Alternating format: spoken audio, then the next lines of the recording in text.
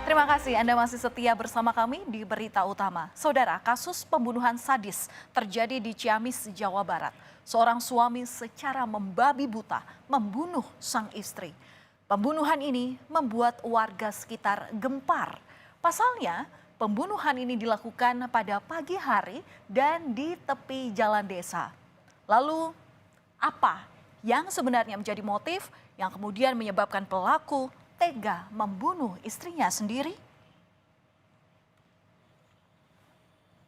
Masalahnya mau besok di Unjalan. Pada Jumat 3 Mei 2024 pagi hari tepatnya, warga desa Cisontrol, Kecamatan Rancah, Kabupaten Ciamis digegerkan dengan aksi pria yang bernama Tarsum yang tega membunuh dan memutilasi istrinya sendiri. Video ini terpaksa kami samarkan, saudara, karena mengandung unsur kengerian. Warga yang mengetahui kejadian ini panik karena pelaku sempat menunjukkan tindak kejahatannya. Bahkan saat itu pelaku sempat berkeliling dengan membawa senjata tajam yang digunakan untuk memutilasi korban. Mereka yang panik langsung melaporkan kejadian ini ke polisi.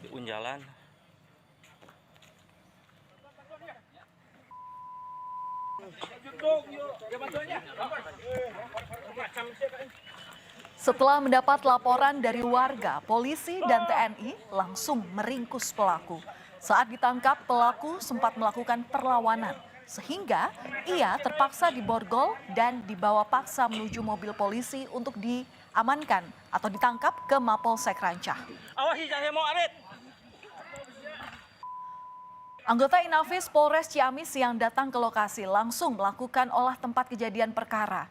Jenazah korban dikumpulkan dan langsung dibawa ke Rumah Sakit Umum Daerah Ciamis untuk diotopsi. Dari proses olah TKP yang dilakukan, polisi turut disita sejumlah barang bukti. Di antaranya, senjata tajam yang digunakan pelaku untuk melakukan aksi pembunuhan dan beberapa alat bukti lainnya. Pelaku yang sempat diamankan ke Mapolsek Rancah kemudian dibawa ke Polres Ciamis untuk pemeriksaan lebih lanjut. Si korban meninggal dunia termutilasi beberapa bagian. Pelakunya diduga suami korban sendiri. Ada motif apa gitu kan? Ya, untuk motifnya kita tentunya harus melakukan pendalaman lebih dahulu. Ya, nanti proses penyidikannya akan berkembang. Pelaku sudah diamankan di Polsek dan sementara proses evakuasi ke Polres. Apakah akan melakukan pemeriksaan kejiwaan terhadap pelaku? Ya, pastinya kita akan lakukan. Dan inilah, saudara, suasana desa Cisontrol yang menjadi lokasi pembunuhan istri oleh suaminya sendiri. Polisi menyebut ada 3 lokasi yang menjadi saksi bisu atas kasus pembunuhan secara sadis. Di lokasi pertama, pelaku memukul kepala korban dengan benda tumpul. Luka trauma benda tumpul di kepala ini yang dinilai menjadi penyebab korban meninggal dunia. Kemudian di tempat kedua dan yang ketiga adalah lokasi di mana pelaku membawa bagian tubuh korban. Lalu bagaimana kronologi dari pembunuhan ini? Kejadian ini diawali saat korban ini hendak pergi ke pengajian. Lalu tiba-tiba pelaku ini mencegat korban dan langsung memukul korban dengan benda tumpul yang dibawanya. Setelah itu pelaku memutilasi korban dan sempat berjalan di sekitaran lokasi dengan membawa senjata tajam. Sebelum peristiwa ini terjadi, saudara, pihak keluarga sempat menghubungi puskesmas karena pelaku ini sempat bertindak melukai diri sendiri, namun aksinya itu ketahuan oleh warga, sehingga pelaku saat itu gagal melakukan aksinya. Nolongin cuman saya bawa pisau, ya saya udah ngehubungin, saya langsung ditinggal, saya lari laporan ke polisi. Dia langsung kronologinya saya udah dia nawarin itu bawa daging, saya langsung pergi ke polsek laporan. Karena dia juga bawa senjata tajam. Iya, gitu. Soalnya bingung nolonginnya, gitu, warga juga kan ketakutan. Meski telah menangkap pelaku, polisi terus melakukan pendalaman atas kasus ini. Total ada polisi yang memeriksa 7 orang saksi dari keluarga, tetangga, hingga rekan bisnis pelaku. Pemeriksaan saksi ini dilakukan untuk mengetahui apa yang menjadi motif daripada pembunuhan yang dilakukan pelaku kepada istrinya sendiri.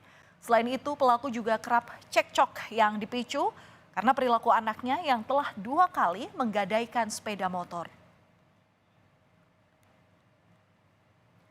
Dan dari hasil pemeriksaan para saksi, dugaan sementara motif dari pembunuhan ini adalah faktor ekonomi yang menyebabkan pelaku depresi. Karena pelaku ini terlilit utang baik pada bank maupun pada perseorangan. Polisi bilang bahwa korban ini terbebani utang sebesar 100 juta rupiah lebih bahkan. Namun polisi masih belum bisa memastikan motif utama di balik kejadian ini karena pelaku sering memberikan kesaksian yang berubah-ubah. Selama ini pelaku bekerja sebagai penjual dan pembeli kambing. Sudah kita periksa, memang menerangkan bahwa korban atau pelaku ini mempunyai utang di perorangan maupun di bank. Nah, ya untuk sementara kita belum menyimpulkan, yang jelas ada terlilit utang. Jumlahnya besar. Jumlahnya besar. Jumlahnya lumayan besar, di atas 100 juta.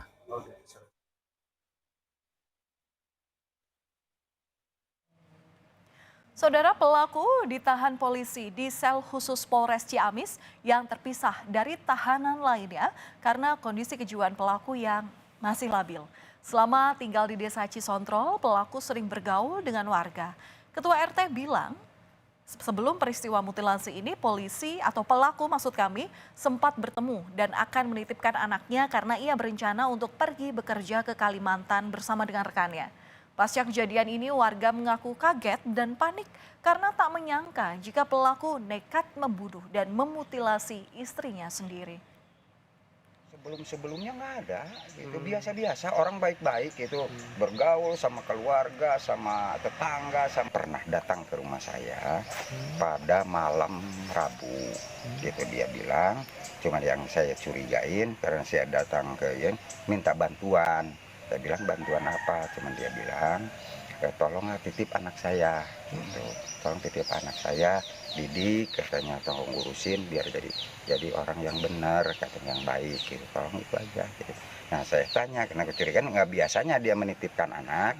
Saya tanya, kamu mau kemana? Udah nitipin anak. Saya mau kerja, katanya kerja kemana? Ke Kalimantan. Polisi melakukan upaya pemeriksaan kejiwaan terhadap pelaku. Ini karena pelaku masih dalam kondisi yang tidak stabil kejiwaannya. Selain keterangan yang kerap berubah, pelaku juga cenderung menyakiti diri sendiri. Polisi terus berupaya untuk mengungkap motif utama mengapa pelaku tega memutilasi istrinya. Polisi dibantu dokter spesialis kejiwaan dari Rumah Sakit Umum Daerah Ciamis untuk memeriksa kejiwaan pelaku. Pemeriksaan kejiwaan ini dilakukan sejak Senin kemarin dan hari ini secara tertutup di Polres Ciamis, di mana di hari pertama polisi menyebut bahwa pelaku ini sangat tenang dan tidak banyak reaksi ketika diajak mengobrol oleh dokter ahli kejiwaan.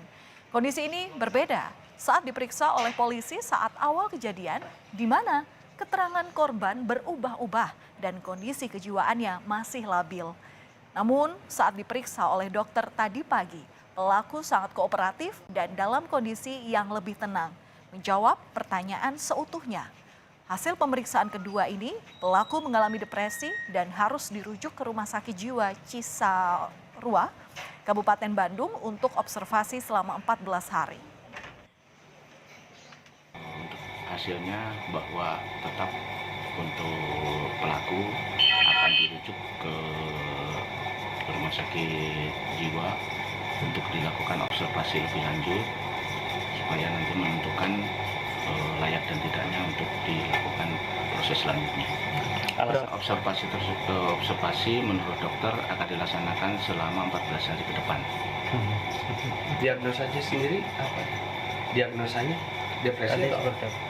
Diagnosanya untuk kata dokter kejiwaan yaitu perlu diobservasi karena mengalami depresi. Saudara, tim dari Dinas Sosial Kabupaten Ciamis bersama TNI dan Polri mendatangi rumah korban dan bertemu dengan kedua anak korban. Kedua anak ini mengalami trauma berat atas kasus ini. Pemerintah akan melakukan pendampingan terhadap anak korban dengan mendatangkan psikolog untuk mengatasi rasa trauma hingga anak korban dinyatakan sembuh dan kembali normal.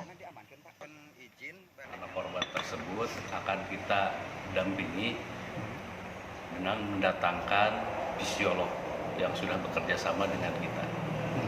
Sehingga nantinya yang paling utama adalah anak korban tersebut tidak mempunyai sifat pendendam dan juga tidak putus asa dan bisa melaksanakan sekolahnya maupun menjalankan masa depannya dengan baik.